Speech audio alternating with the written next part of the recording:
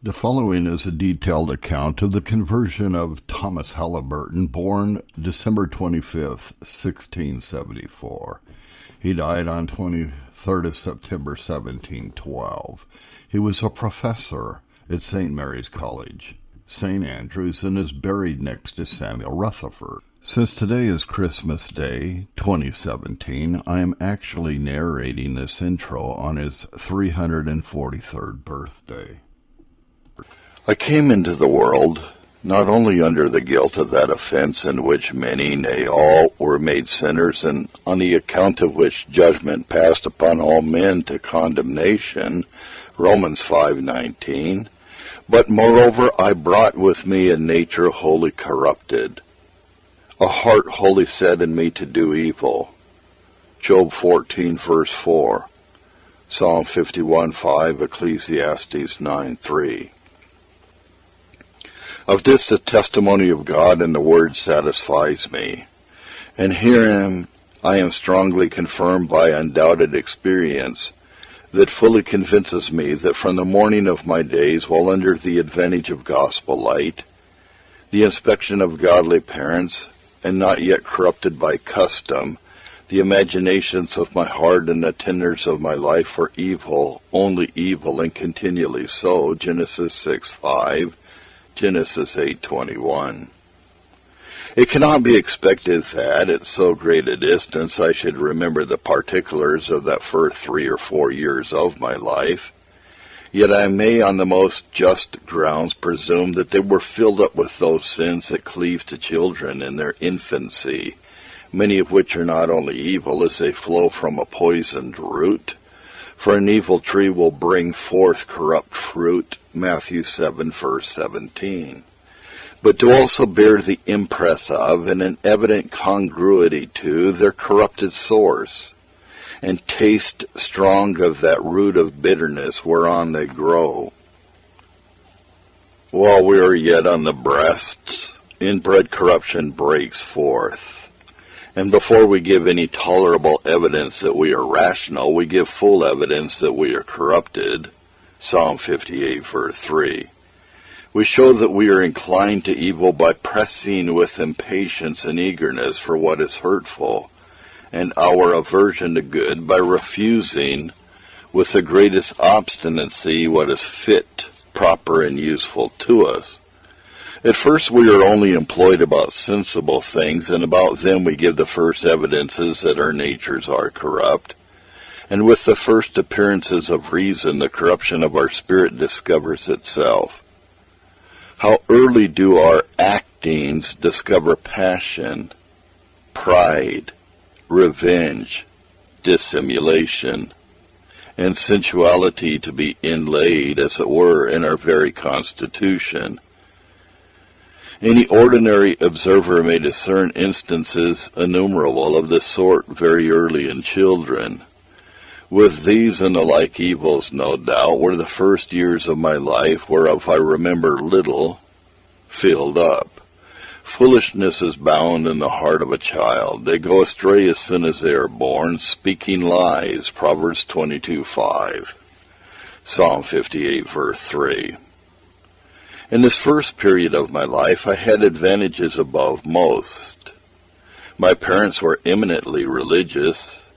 I was trained up under their eyes in inspection, for the most part. I continually heard the sound of divine truths ringing in my ears, in their instructions, and I had the beauty of the practice of religion continually represented to my eyes in their walk. I was by their care kept from ill company that might infect me. By these means I was restrained from those grosser outbreakings that children often run into. Habituated to a form of religion, and put upon the performing of such outward duties of religion as my years were capable of. Hence it appears that the sin, I am now fully convinced, that I wallowed in during this period of time is not to be imputed either as to inclination or actings, merely to contracted custom or occasional temptations, but it was really the genuine fruit and result of that lamentable bias with which man since the fall is born. Surely the spring must be within, when notwithstanding all the care taken to keep me from them, I impetuously went on in sinful courses. The Holy Ghost hedged up my way by precepts, example, and discipline, but I broke through it all. Surely the spring must be within, and surely it must be very strong, that was able to bear down such powerful mounds as were set in its way by the providence of God, and run with so full a stream, notwithstanding that all outward occasions of its increase were cut off as much as might be. Herein I have a full evidence of a heart naturally estranged from, nay, opposite to, the Lord. Besides, this deeply aggravates my guilt, and they have turned unto me the back, and not the face. Though I taught them rising up early and teaching them, yet they have not hearkened to receive instruction. Jeremiah 32, verse 33. The care of my father during his life, which ended October 1682, and of my mother after his death, though very great, did not change but only hide nature, which is indeed often hidden, sometimes overcome, but seldom extinguished. Albeit I cannot remember all the particulars from the 4th or 5th year of my life, yet so far do I remember what the general bent of my heart was from that time. Upon a review, I must confess that it was wholly set against the Lord. The carnal mind is enmity against God, for it is not subject to the law of God, neither indeed can be. Romans 8, verse 7. To confirm this, when I now survey the Decalogue and review this portion of my time, notwithstanding the great distance, I do distinctly remember, and were it to be edification, could condescend upon particular instances of the opposition of my heart unto each of its precepts. Whatever influence education may have in molding what is seen, yet surely the imagination of man's heart is evil from his youth. Genesis 8:21. True it is, through the influence of the means before mentioned, I did all this while abominate the more gross breaches of all the commands and dislike open sin. But meanwhile my heart was set upon the less discernible violations of the same holy law. My quarrel was not with sin, but the consequences of it, and the main thing I regarded was the world's opinion of it. Fear of punishment, pride that fears to be ill thought of, or at best a natural conscience enlightened by education, were the only springs of any performances of duty or abstinence from sin. Prone I was all this while to sin, even of all sorts which that age is carried into in secret, when I could say that no eye shall see me, Job 24:15. They who, for credit or other such inducements, may seem averse to sin, yet will make bold in the dark with the worst sins. Son of man, hast thou seen what the ancients of the house of Israel do in the dark, every man in the chambers of his imagery? For they say, the Lord seeth us not, the Lord has forsaken the earth, Ezekiel 8, verse 12. Even though things which in my way seem good and promising, such as detestation of gross sins, performance of duties, and so on, were either purely the effects of a forcible custom, a bribe to a natural conscience to hold its peace, a sacrifice to self, a slavish performance of what I took no delight in to avoid the whip, or sometimes a charm to keep me from danger which I thought would befall me, and dreaded much if I neglected prayer. Thus my best things dreadfully increased my guilt, being like the apples of Sodom, fair to look at, promising while untried, but within full of ashes and noisome matter. When ye fasted and mourned in the 5th and 7th month, even those 70 years, did you at all fast unto me, even to me? And when ye did eat and when ye did drink, did ye not eat for yourselves? Zechariah 7, verses 5 and 6. Bring no more vain oblations. Incense is an abomination to me. The new moons and Sabbath, the calling of assemblies I cannot away with. It is iniquity, even the solemn meeting. Isaiah 1, verse 13. Thus, the spring of corruption dammed in on the one side, I mean as to open profanity, by the mounds of education, breaks out on the other side in a form of religion without, nay, plainly opposite to, the power of it, which is no less hateful to the holy God. The prayer of the wicked is sin, his sacrifice an abomination, Proverbs 21, verse 27. Sin in the one case has a little varnish that hides its deformity somewhat from the eyes of men. In the other, it is seen in its native hues and colors. In the one case, it runs underground. In the other, it openly follows its course. Some men's sins are open beforehand, going before to judgment, and some men they follow after, 1 Timothy 5, verse 24. Whether the one or the other, the odds are not great.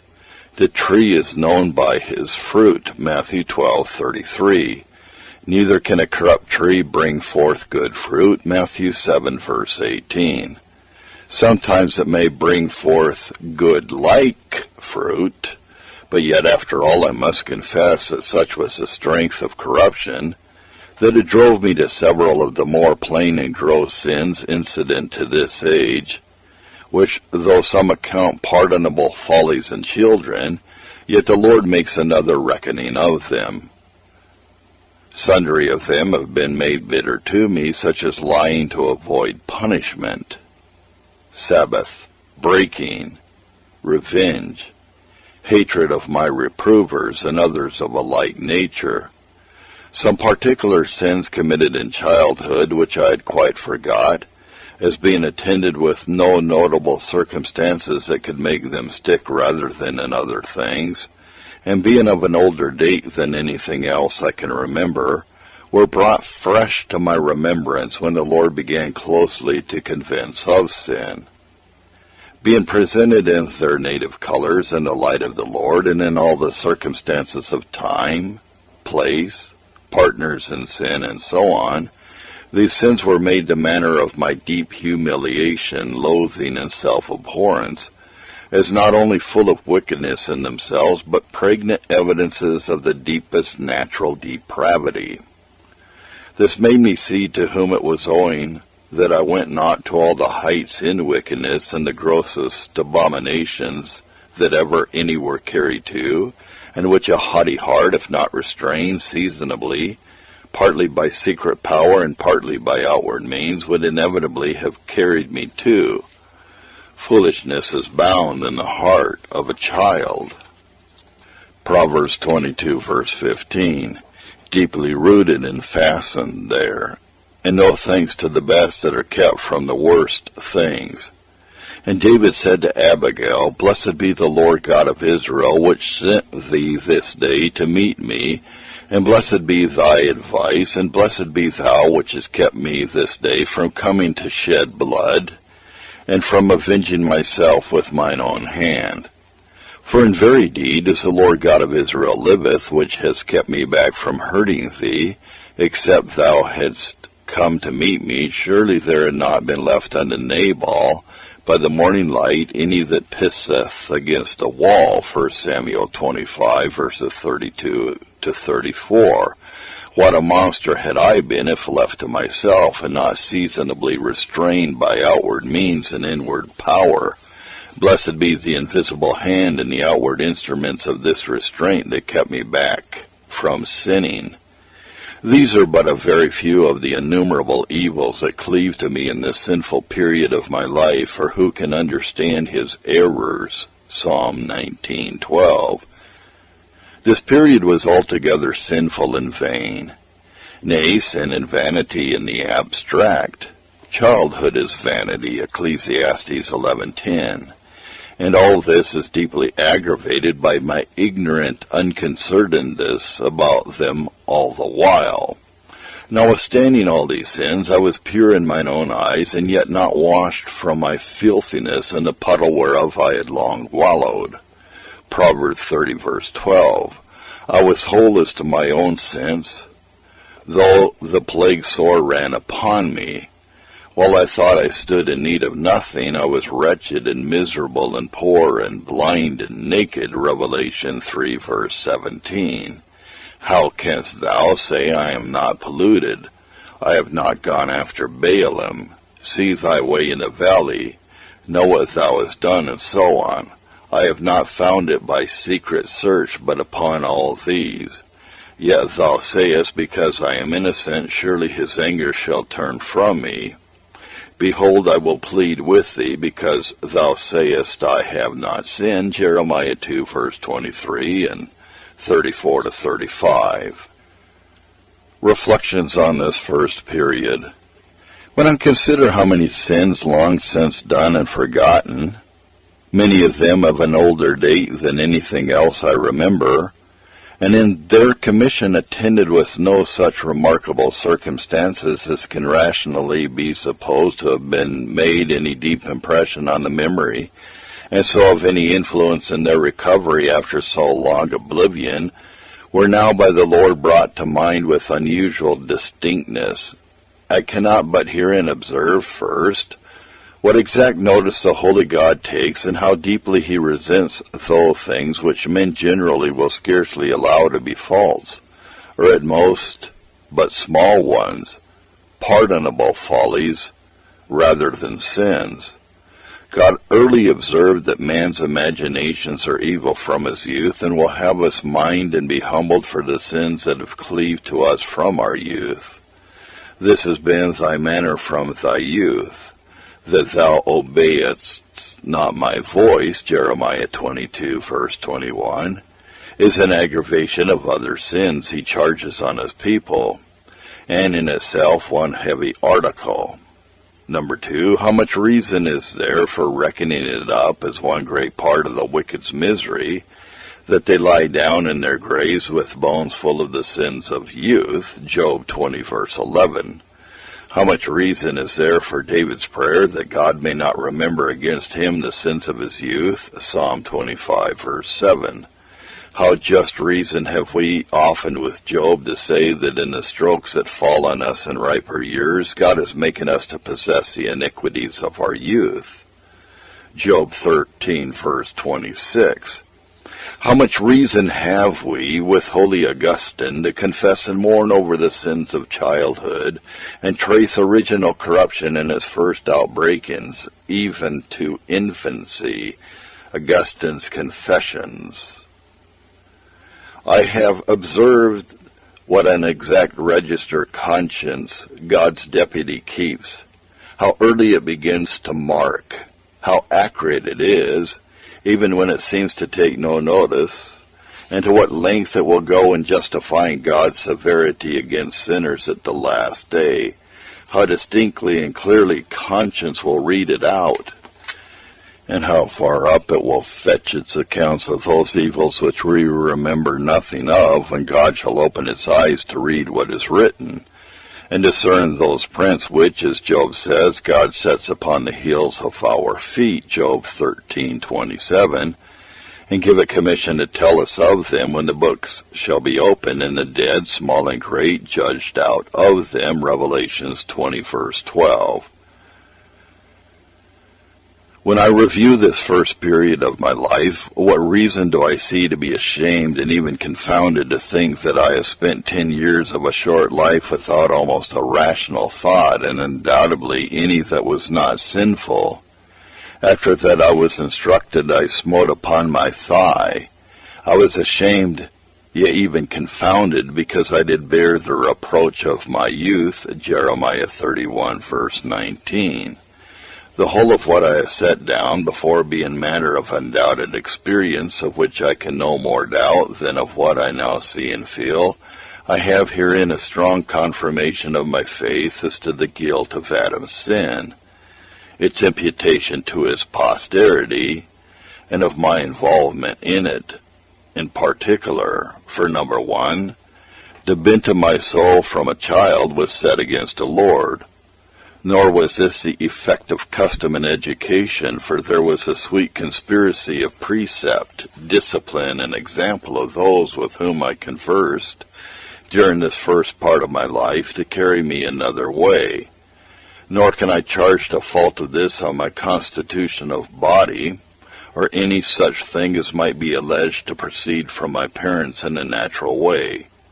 For those lusts which are of the mind, and are not influenced by any constitution of body, were as strong, sensible, active, and prevalent as any other, nay, more than those which may be pretended to depend on the frame of the body, Ephesians 2, verse 3. And as my soul in its accursed inclinations was thus opposite to the Lord, so the opposition was of that strength and force as was not to be suppressed, much less to be overcome and subdued by the utmost care of parents, and the best outward means. This is an undoubted fact. I cannot at all conceive it consistent with the wisdom, goodness, or equity of God to send me thus into the world without any fault on my part. To say I was thus originally framed without respect to any sin chargeable on me is a position so full of flat contradiction to all the notions I can entertain of the deity that I cannot think of it without horror, much less can I believe and give assent to it. Penal, then, this corruption must be, as death and diseases are. And whereof can it be a punishment, if not of Adam's sin?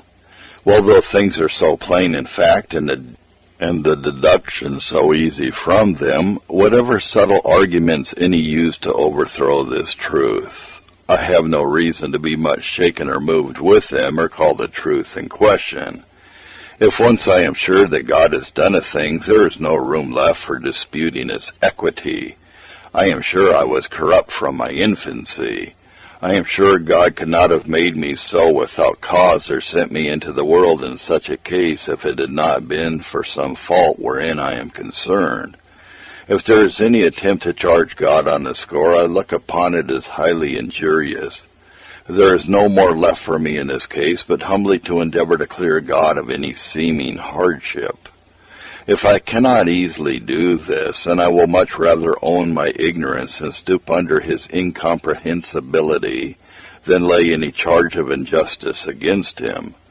This has stayed my soul against the most subtle arguings of men of perverse minds, and even of Satan, who has often assaulted me in this point. Be their arguments what they will, behold, in this they are not just. I will answer thee that God is greater than man. Why dost thou strive against him? For he giveth not an account of any of his matters, that he may withdraw man from this, among other evil purposes of measuring God by his short line, and hide pride from his eye. Job 33:12, 13, and 17. Hence also I am taught what estimate to make of the pretended good and virtuous inclinations wherewith some are by deists and Pelagians alleged to be born. If it be not in those few and rare instances of the early efficacy of sanctifying grace, all that which is looked on as good is really no more than the fruit of education, custom, occasional restraints, freedom from temptation, or perhaps a natural temper influenced by some of these, and by the constitution of the body to somewhat of opposition to those grosser actings of sin which make the most noise in the world. In a word, whatever there is of this, save in the rare instances before mentioned, is but sin under a disguise. The odds are not great. The one sort of sinners seem to promise good fruit, but deceive, whereas the openly profane give a plain refusal and forbid expectations. And yet of this last sort more receive the gospel than of the former. What think ye? A certain man had 2 sons, and he came to the first and said, Son, go work today in my vineyard. He answered and said, I will not, but afterwards he repented and went. And he came to the second and said likewise, and he answered and said, I go, sir, and went not. Whether of them twain did the will of his father? They say unto him, the first. Jesus saith unto them, Verily I say unto you, that the publicans and the harlots go into the kingdom of God before you. Matthew 21, 28 to 31. Part 2, containing an account of the rise, progress, interruptions, revivals, and issues of the Lord striving with me during the 10 or 11 ensuing years of my life from May 1685 to August 1696. Chapter 1, containing an account of the first rise of any concern about religion, its results, revivals, and other occurrences thereto relating for the first 2 years of this time. In the month of May 1685, my mother being by the heat of the persecution obliged to retire to Holland, I went along with her. While we were at sea, being in some real or apprehended danger, my conscience, which had for all the bygone 10 years, so far as I can now remember, been fast asleep, began to awaken. I was challenged for sin, terrified with the apprehensions of hell and death, and the wrath of God, which I had no thought about before I was brought to this distress. They have turned their back unto me, and not their face. But in the time of their trouble they will say, Arise and save us. Jeremiah 2, verse 27. All this concern was nothing more than a sad mixture of natural fear and a selfish desire of preservation from the danger that was supposed imminent, at least by me.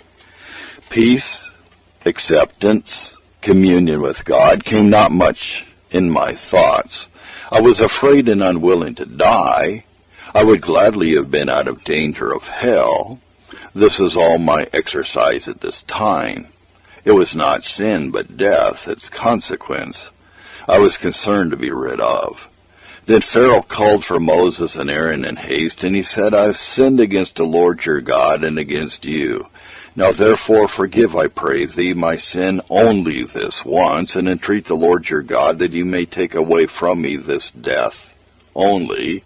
Exodus 10, verses 16 and 17. As this exercise was wholly selfish, without any concern for the Lord's glory, so it led me to selfish courses for relief. I promised that, were I at land, I would live and be better than formerly. I engaged to keep all God's commands.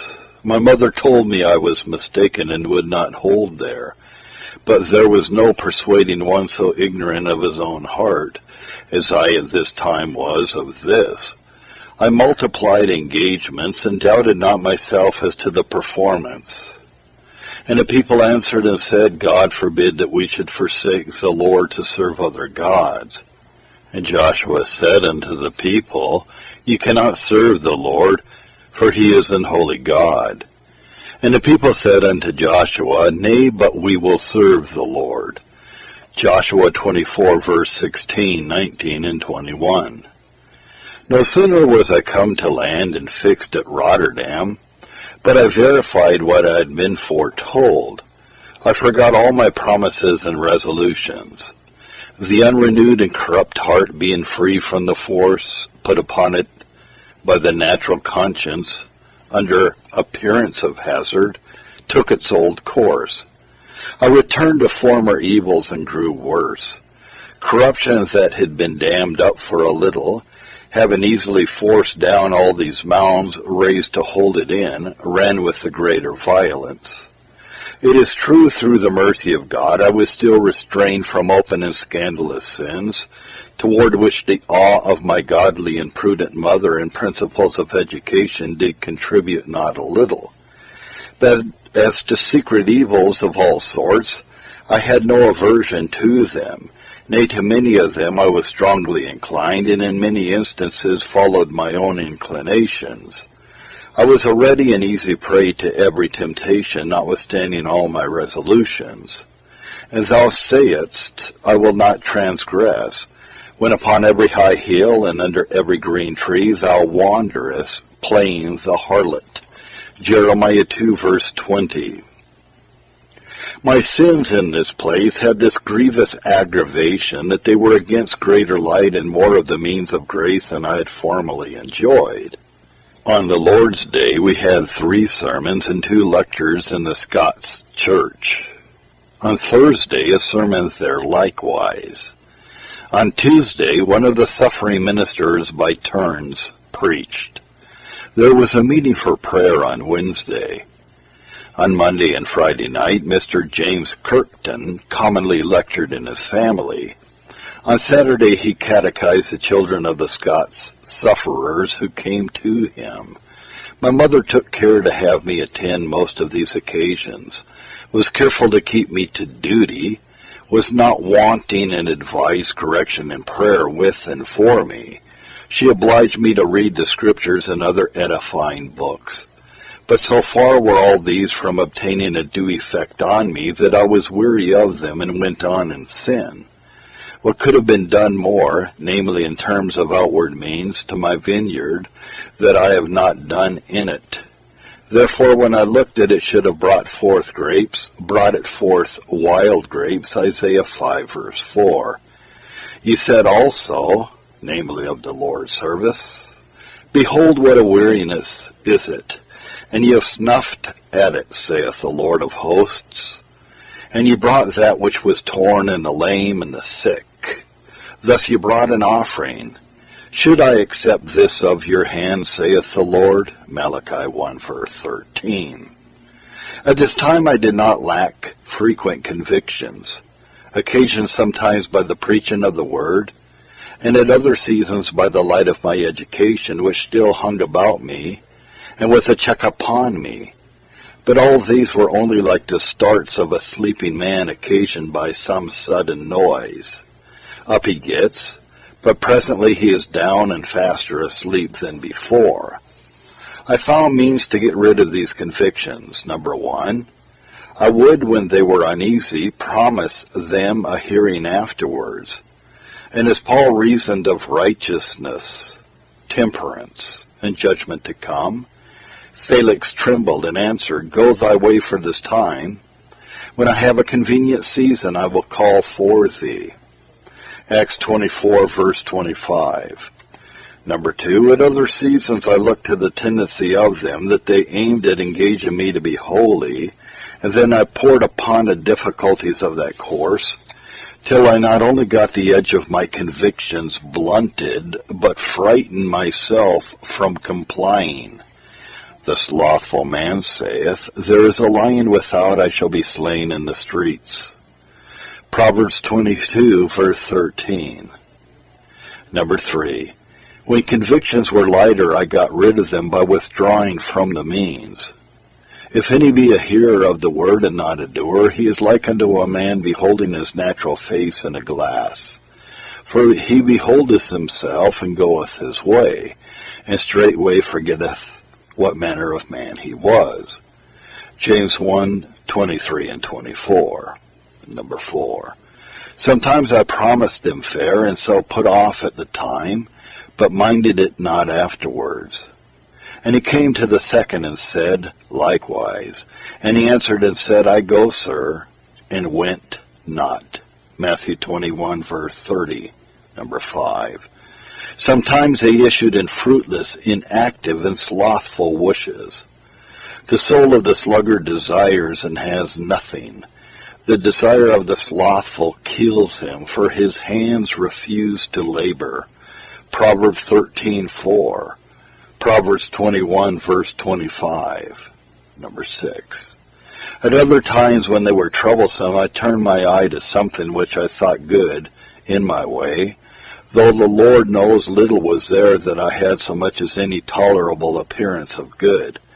Yet so foolish was I that I rested here, as if this had been not only enough to atone for bygones, but to procure good at God's hand. 2 men went up into the temple to pray, the one a Pharisee and the other a publican. The Pharisee stood and prayed thus with himself, God, I thank thee that I am not as other men are, extortioners, unjust, adulterers, or even as this publican, and so on. Luke 18, verses 10 to 12. Number 7. Sometimes I endeavored to diminish my sin as much as I could. In all my labors they shall find none iniquity in me that were sin. Hosea 12:8. Number 8. When these shifts failed and they were still uneasy, I then betook myself to diversion, and they choked the word and convictions from it. And that which fell among thorns are they which, when they have heard, go forth and are choked with cares and riches, and pleasures of this life, and bring no fruit to perfection. Luke 8:14. About this time I met with some things that crossed me. Hereon I turned thoughtful what way to rid myself of these difficulties. I seemed more than ordinarily concerned, and my spirit was much troubled. Yet really this strait led me not to God, but my thoughts were spent in resentments against the real or supposed authors of my uneasiness, in proud, selfish, and vain contrivances for mine own ease and relief. The wicked, through the pride of his countenance, will not seek after God. God is not in all his thoughts. Psalm 10, verse 4. They cry out by reason of the arm of the mighty. But none saith, Where is God my Maker, who giveth songs in the night? Job 35, 9 and 10. And thou didst look in that day to the armor of the house of the forest. But ye have not looked unto the Maker thereof, neither had respect to him that fashioned it long ago. Isaiah 22, 8 and 11. About the month of December, 1686, upon an earnest desire of my father's sister, married to John Glass, provost of Perth, I was sent home. While I stayed in this family, I saw nothing of religion. Though my aunt was a woman very moral, here I was much indulged. I got liberty, and I took it. I saw little of the worship of God, and I easily complied and turned remiss too.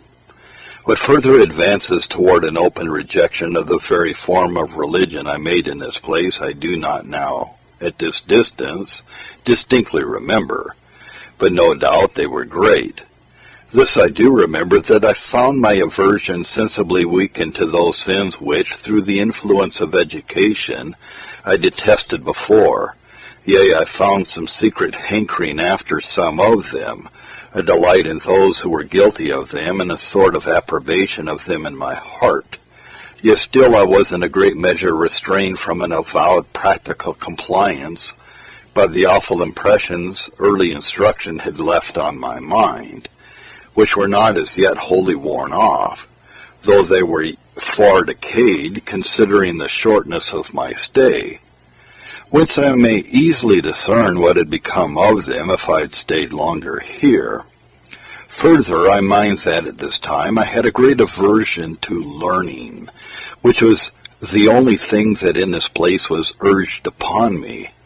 I looked on it as a burden and drudgery, to which the basest employments were to be preferred, and hence I no way set my heart to it, but trifled my time away.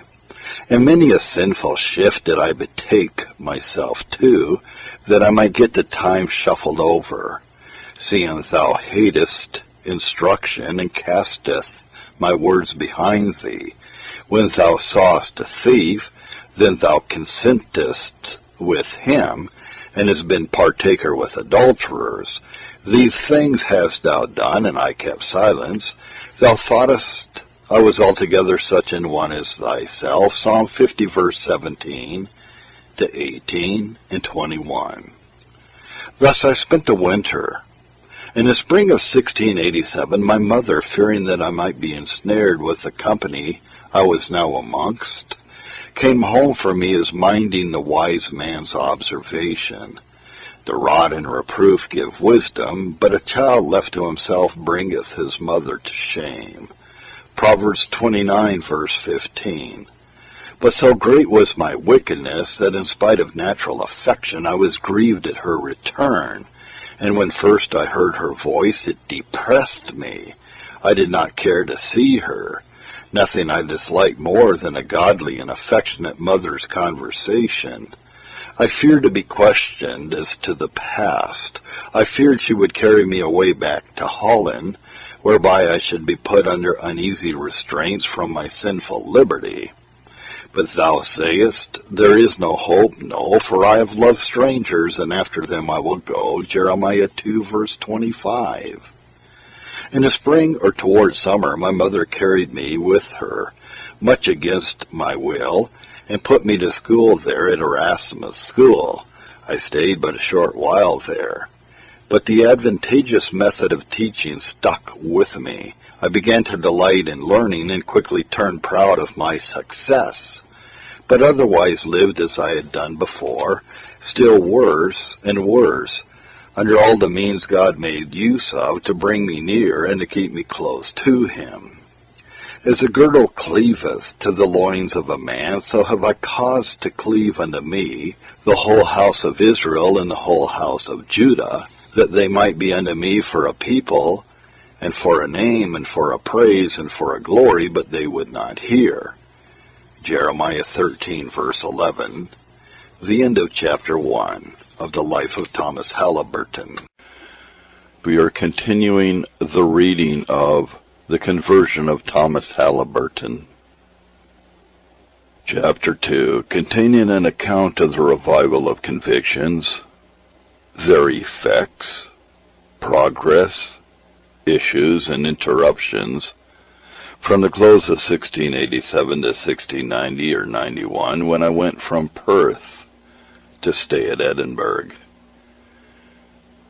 In the month of February 1687, King James emitted his proclamations for indulgence. Consequently, most of those who had fled ventured home, and my mother amongst others, toward August or September of that year. It had been for my advantage, probably for my education, to have stayed here, which made me unwilling to return. In our return, we were in imminent danger of shipwreck on the scars of England, but by the mercy of God escaped. The danger was sudden and suddenly over, and so left little or no impression on me. When we came home, we fixed at Perth and abode there till harvest, 1690 or 1691. I cannot be positive which.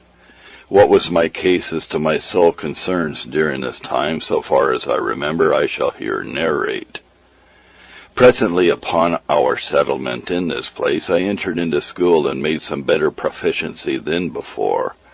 But as to religion, I continued as unconcerned as ever, as intent upon sin, as averse to duty as formerly. Though I was kept while under my mother's eye, when I was among my comrades, I took my liberty and went with them into all the follies and extravagances they went into. But with this aggravation above most of them, that what I did I knew to be a fault very often, whereas they, at least many of them, did not. Yea, not only went I along with them, but was foremost and enticed others to folly. Yet still, through the mercy of God, I was kept from openly scandalous evils, except once that I remember, when with some other boys I was seized in a garden for taking some fruit. I was much ashamed of this, and never attempted it again, not from any real dislike of the sin, but out of fears of getting caught. And thus I continued till toward the close of King James' reign, when fears of a massacre, or some sudden stroke from the papists, whereof there was then a great noise everywhere, revived my concern about religion. But when he slew them, then they sought him, and they returned and inquired early after God. And they remembered that God was their rock, and the high God their Redeemer. Psalm 78, 34 and 35. This concern being somewhat deeper, and the effects of it more remarkable and lasting, I shall endeavor to give a distinct account of it. About this time the Lord, by the means I lived under, the preaching of the word and catechizing in public and private, enlightened my mind further in the notional knowledge of the law and gospel.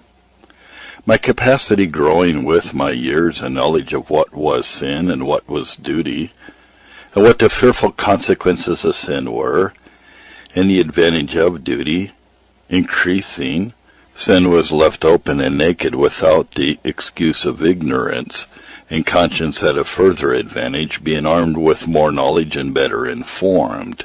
Hereupon its checks, when now by the Lord's providences it was in some measure awakened, were more frequent and sharp and not so easily to be evaded. If I had not come and spoken to them, they had not had sin, but now they have no cloak for their sin. John 15, verse 22. Some touches of sickness riveted on me the impressions of mortality and frailty, and the tendency of each of those numerous trains of diseases by which we are daily exposed to death.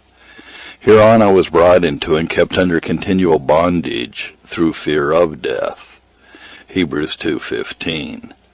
But that which above all affected me most deeply and gave an edge to convictions were the continual fears we were in of being suddenly destroyed by the papists. This kept death in its most terrible shape ever in my eyes and thoughts, and to my great terror I saw wrath and judgment following it.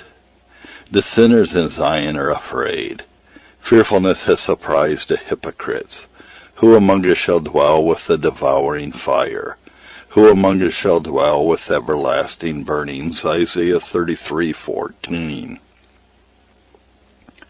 Herein I was cast into grievous disquietment. I took counsel in my soul, having sorrow in my heart daily. Psalm 13, verse 2. I was in a dreadful strait between two things. On the one hand, my convictions of sin were sharp. Fears of present death and judgment quickened them. This made me attend more to the word. The more I attended to it, they increased the more, and I was daily persuaded more and more that there was no way to be rid of them but by turning religious. On the other hand, if I should engage in earnest with religion, then I saw the hazard of suffering for it, and knew not but I might be called immediately to die for it, and this I could not think of doing. Between the two I was dreadfully tossed in my own mind. Some nights sleep went from my eyes, and I was full of trouble. I set imagination at work, and did sometimes strongly impress myself with the fancy of an Irish cutthroat, holding a dagger to my breast, and offering me these terms: quit your religion, turn papist, and you shall live, hold it, and you are dead. The imagination was sometimes so strong that I have almost fainted with it, and still I was dreadfully unresolved what to do. Sometimes I would let him give the fatal stroke, but hereon my spirit shrank, and my heart failed at the apprehensions of death. At other times I resolved to quit my religion, but with resolution to take it up again, when the danger was over. Yet this gave me no rest. What, I thought, if the treacherous enemy destroy me after I have done it, and so I lose both life and religion? And what if I die before the danger is over, and so time be not allowed me to repent? Ephraim is like a silly dove without heart. They call to Egypt, they go to Assyria. Hosea 7:11. This sort of exercise frequently recurred, and I continued this way at times, even till after the Battle of Killiecrankie, which was fought July 27th, 1689. It had some interruptions, and then I was remiss as before. But for nearly a year, few weeks and frequently few days or nights passed over me without some such exercise. But the fears of the papists being quickly over, my remaining difficulty was only with my convictions.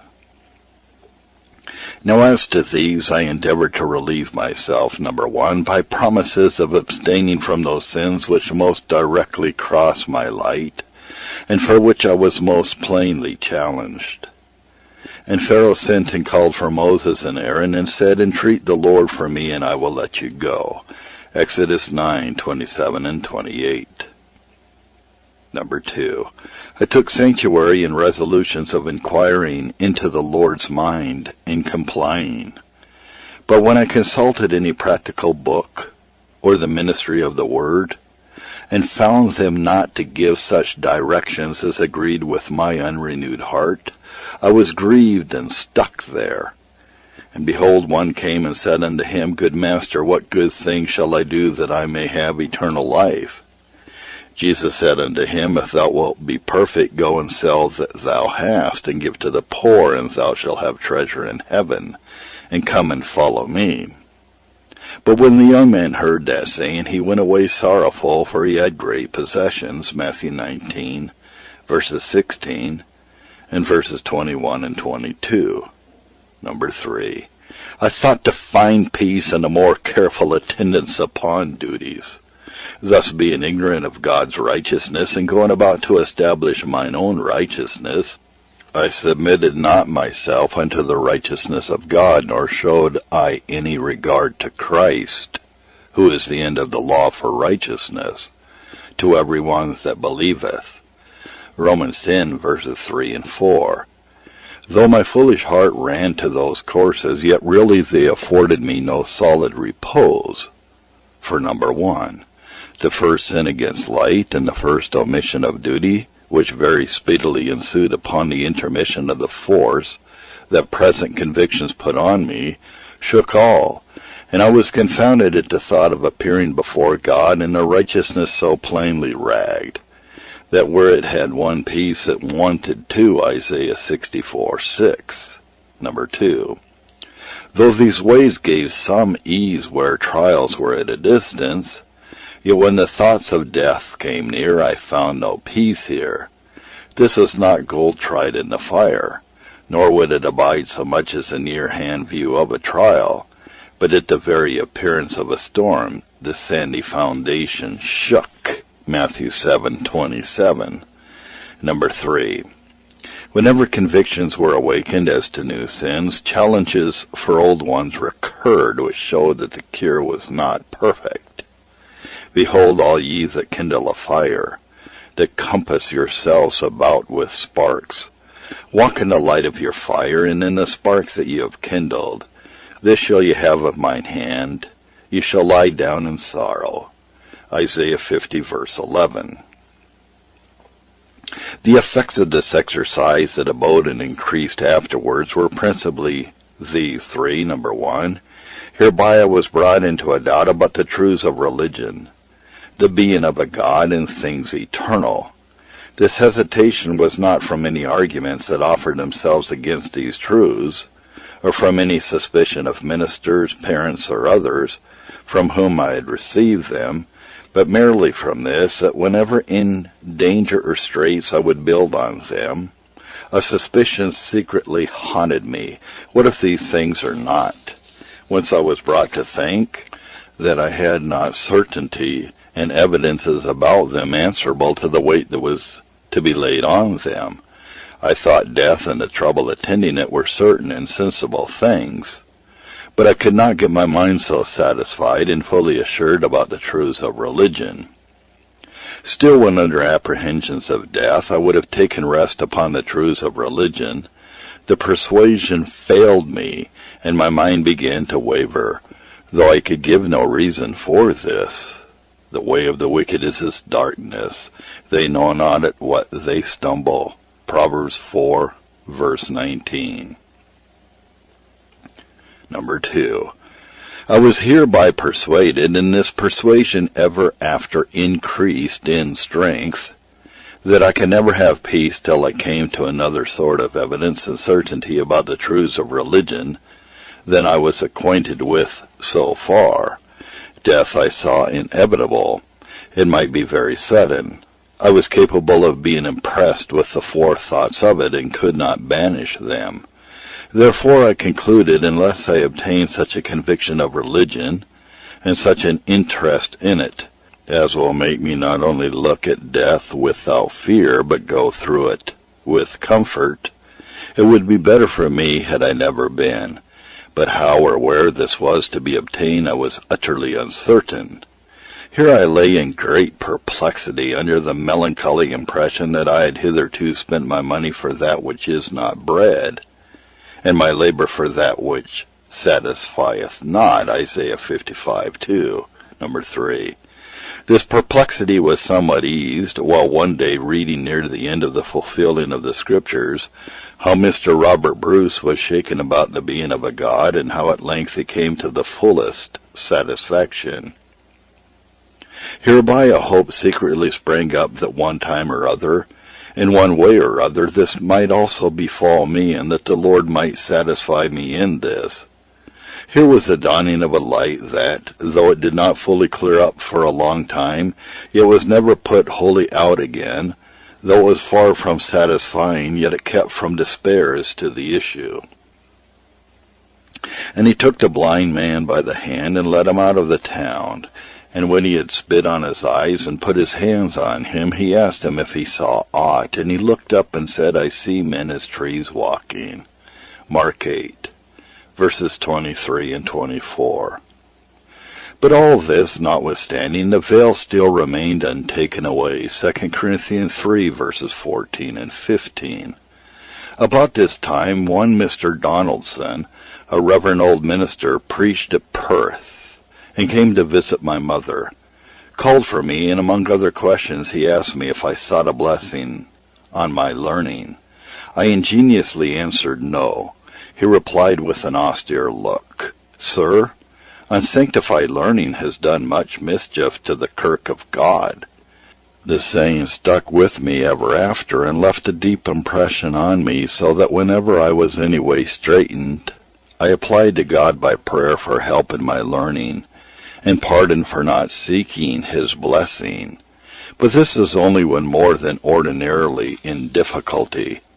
But as to the main, all this exercise left me where I was before, afar off from God, and an enemy to him in my mind, which I evidenced by wicked works. Colossians 1, verse 21.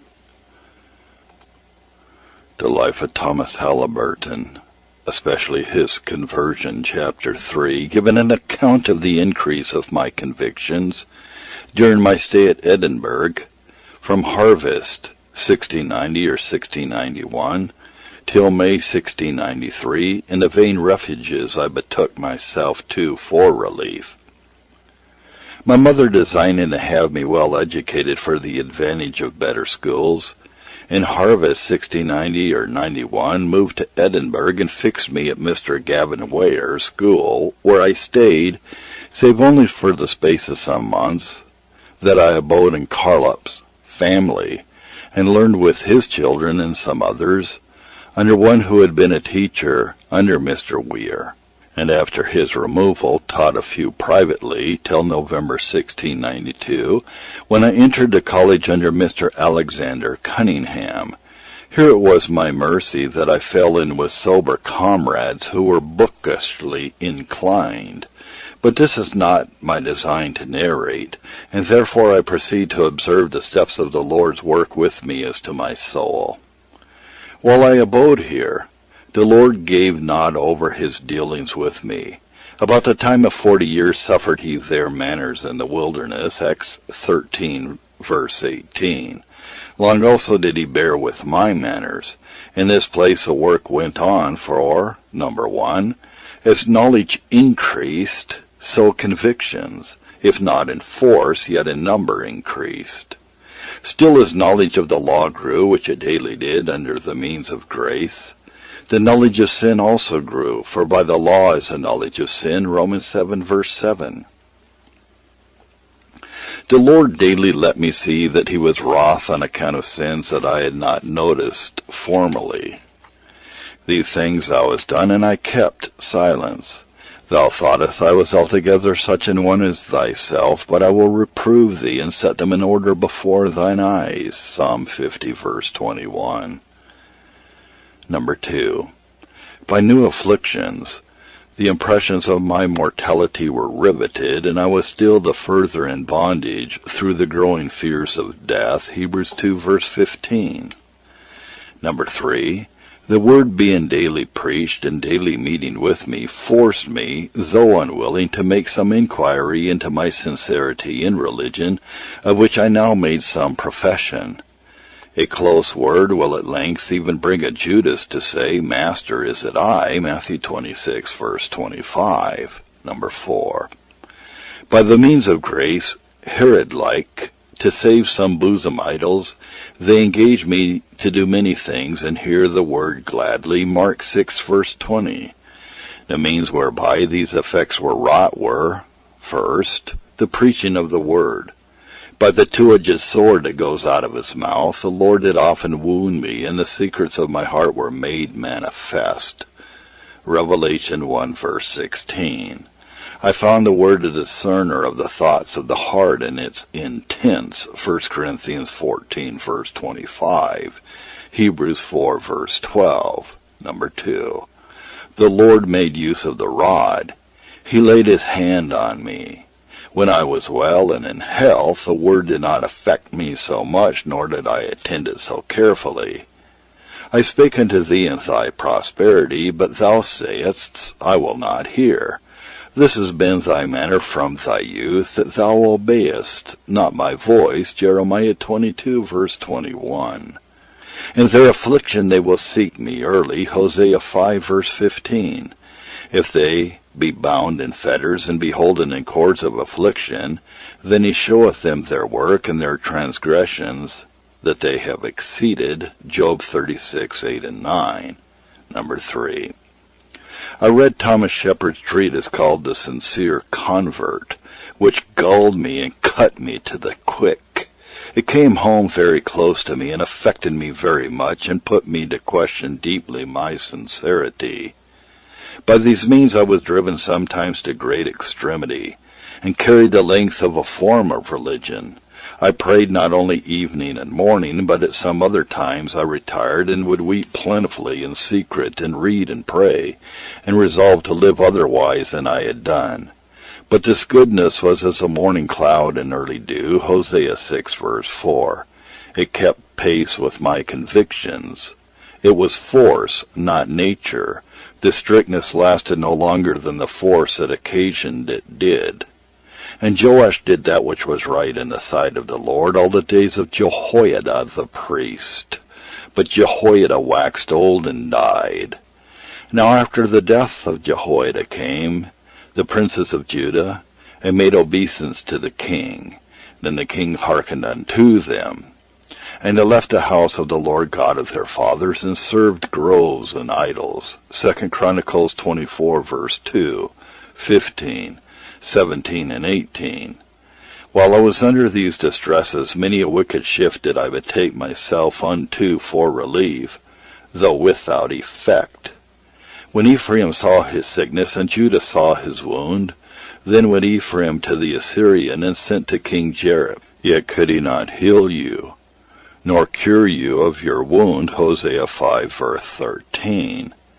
When searching marks were offered from the word which tended to discover my sinfulness, or when I read them in books, and if anything was spoken or mentioned that did in appearance make for me, then I was sorely vexed by that, for I was very unwilling to see my own hypocrisy, and therefore, if I had but a show to found my claim, I laid hold on what was offered. Like the young man, when Christ spoke of keeping the commandments, answered, being unacquainted with the spiritual extent of the law, all these things have I kept from my youth up. What lack I yet? Matthew 19:20. So said I. Number 2. When I found something was required that I neither had nor resolved to comply with, because perhaps it was on some account or other scarce, then I resolved to compound the matter, and make amends some other way, and beg a license for that, like Naaman. Thy servant will henceforth offer neither burnt offering nor sacrifice unto other gods, but unto the Lord. And this thing the Lord pardon thy servants. that when my master goeth into the house of Rimmon to worship there, and he leaneth on my hand, and I bow myself in the house of Rimmon, 2 Kings 5:17 and 18. Number 3, when any mark was offered that I could not shift nor pretend unto, then I was ready to question whether he that offered it were not mistaken, and secretly questioned the truth, following the measures Satan took with Eve. Yea, has God said, ye shall not eat of every tree of the garden, and again, ye shall not surely die, Genesis 3:1 and 4. Number 4, when I could not see, not through the want of sufficient light, but through my unwillingness to admit it, I was ready to quarrel that ministers and books did not tell me plainly. Then came the Jews round about him, and said unto him, How long dost thou make us to doubt? If thou be the Christ, tell us plainly. Jesus answered them, I told you, and ye believed not. John 10:24 and 25. Number 5, sometimes when I was gravelled with a mark, I promised it a hearing at a more convenient season, and so, like Felix, shifted the trouble for the time, Acts 24, verse 25. Number 6, sometimes I would slip over these things that made against me. Every one that doeth evil hateth the light, neither cometh to the light, lest his deeds should be reproved, John 3, verse 20. Number 7, I carefully sought for the lowest marks and the least degrees of grace that might be saving. I designed only as much religion as would take me to heaven, and therefore I still inquired with the young man, What good thing shall I do that I may have eternal life? Matthew 19, verse 16. I desired no more than would do this, that would serve this turn, and anything that would serve this, provided my beloved lusts were spared, I would with him resolve upon. Number 8, when none of these shifts would avail in the general, I would resolve upon doing anything that the Lord required, like him that said, Lord, I will follow thee whithersoever thou goest, Luke 9, verse 57. But then with him I still retracted when the Lord, as he often did tell me of particulars he would try me in, which were cross to my inclination.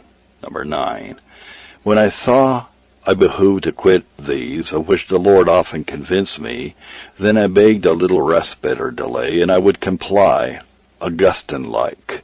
I was content to be holy, but not yet. And another also said, Lord, I will follow thee, but let me first go bid them farewell, which are at home at my house. And Jesus said, No man having put his hand to the plow and looking back is fit for the kingdom of God. Luke 9, verses 61 and 62. An excuse, a delay in God's account, is a plain refusal, for all commands and invitations require immediate obedience. Now is the accepted time, now is the day of salvation, 2 Corinthians 6, verse 2. And today, if you will hear his voice, harden not your hearts. Hebrews 3, verse 15. Number 10. After all ways were tried, I found no relief. I blamed my education. I knew there was some change. My question was it the right one?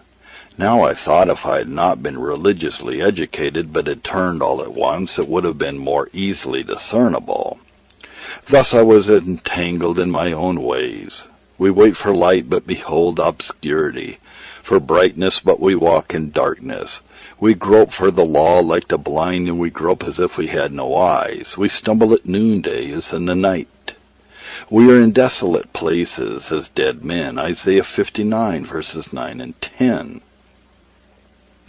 And the true reason of my strait was, I was scorning and not really desirous of light, unless it had been to my mind.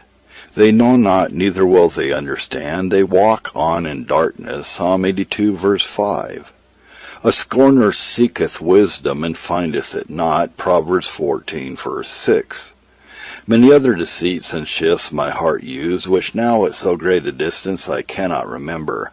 But these are the principal which do occur upon reflection, And in them how evident is it that the heart is deceitful above all things and desperately wicked. Who knows or can know it? Jeremiah 17:9. Though now I seem sometimes to have gone far, yet really I was wholly wrong, for number one, all this while being convinced of the necessity of a righteousness, but ignorant of Christ, I sought it by the works of the law, Romans 10. Number two, the carnal mind is enmity against God, and is not subject to the law of God, Romans 8, verse 7. Still continued. Number three, all my exercise was only a tossing between light and love to sin, and sin still carried it. For my bosom idols I would by no means part with. Number four, self was the animating principle of any form of religion that I had. So much of it as would save me from hell or take me to heaven, and no more I desired. Number five, all this religion came and went with the occasions mentioned. It was not abiding. Providentially about this time, Clarke's Martyrology was cast into my hand. I loved history and read it greedily, and some impressions it left on me that wanted not their own use now and afterwards. First, the patience, joy, and courage of the martyrs persuaded me that there was a power, a reality in religion, beyond the power of mere nature. Number two, I was convinced that I was a stranger as yet to this because I could not think of suffering. Number three, I was brought to some faint desires after acquaintance with this power of religion. Then Nebuchadnezzar spake and said, Blessed be the God of Shadrach, Meshach, and Abednego. And there is no other God that can deliver out of this sort. Daniel 3:28 and 29. Often was I, in reading this book, at Balaam's wish. Let me die the death of the righteous, and let my last end be like his. Numbers 23, verse 10. But like him, I love not their life. I observed that at this time, number one, God restrained me from many follies which others ran into, and to which I was much inclined to by my bodily infirmity, a trouble in my joints which made me unable to go. Thus he hedged in my way, Hosea 2, verse 6, that I should not find my lovers. Number two, the Lord in mercy provided me comrades that were tender of me. He fed me and led me, though I knew him not. Hosea 2, verse 8. Number three, so far was I from being thankful that my proud heart fretted that I was kept from those things others followed. Isaiah 45, verse 5. I would have been at rejoicing in my strength, and vexed I was that I had that occasion of glorying cut off. Jeremiah 2, verse 17. And I was not thankful either for the Lord's cutting off by this means many occasions of sin, or for his mercy in providing persons to take care of me. Oh, what reason have I to say, the Lord is kind to the unthankful and